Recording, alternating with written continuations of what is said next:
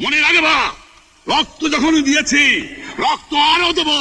এদেশের মানুষকে মুক্ত করে ছাড়বো ইনশাআল্লাহ। এবারে সংগ্রাম আমাদের মুক্তির সংগ্রাম, এবারে সংগ্রাম স্বাধীনতার সংগ্রাম। ভারতের নয়া দিল্লিস্থ Bangladesh high commission Mujib the making of a nation চলচ্চিত্রের একটি প্রদর্শনীর আয়োজন করেছিল।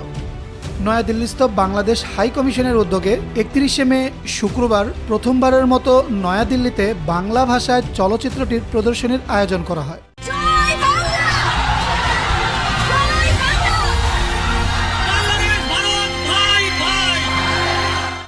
বাংলাদেশ ও ভারত সরকারের যৌথ প্রযোজনায় নির্মিত এবং ভারতের স্বনামধন্য পরিচালক শ্যাম বেনেগাল পরিচালিত সর্বকালের শ্রেষ্ঠ বাঙালির জাতির পিতা বঙ্গবন্ধু শেখ মুজিবুর রহমানের জীবনীমূলক চলচ্চিত্রটি দিল্লির জনপ্রিয় সিনেপ্লেক্স পিভিআর প্রিয়ার প্রদর্শিত হয়।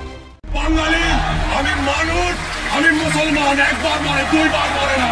প্রদর্শনীর শুরুতে স্বাগত বক্তব্যে ভারতে নিযুক্ত বাংলাদেশের হাই কমিশনার মোহাম্মদ মুস্তাফিজুর রহমান বাঙালির স্বাধিকার আন্দোলনের বঙ্গবন্ধুর অসামান্য অবদান এবং আত্মত্যাগের কথা শ্রদ্ধাভরে স্মরণ করেন।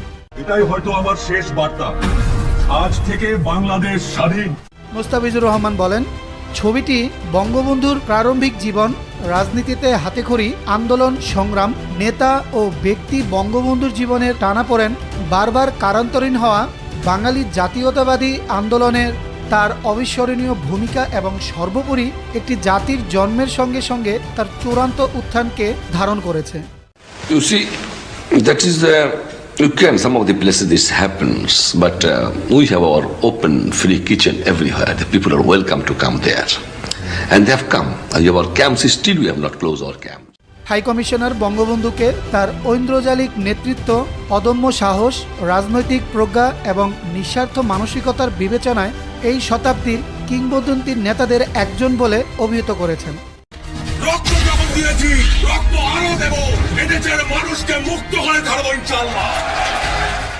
ভারতের পররাষ্ট্র মন্ত্রণালয়ের উচ্চপদস্থ কর্মকর্তা, দেশটির অন্যান্য সরকারি দফতরের কর্মকর্তা, দিল্লিস্থ বিভিন্ন বাংলাদেশের দূতাবাসের রাষ্ট্রদূত ও কূটনীতিকগণ, প্রথিতযশা গণমাধ্যমের ব্যক্তিত্ব, অন্যান্য বিশিষ্ট ব্যক্তিবর্গ এবং স্থানীয় বাঙালি সম্প্রদায়ের লোকজনদের প্রাণবন্ত উপস্থিতিতে সিনেপ্লেক্সটি ছিল কানায় কানায় পরিপূর্ণ।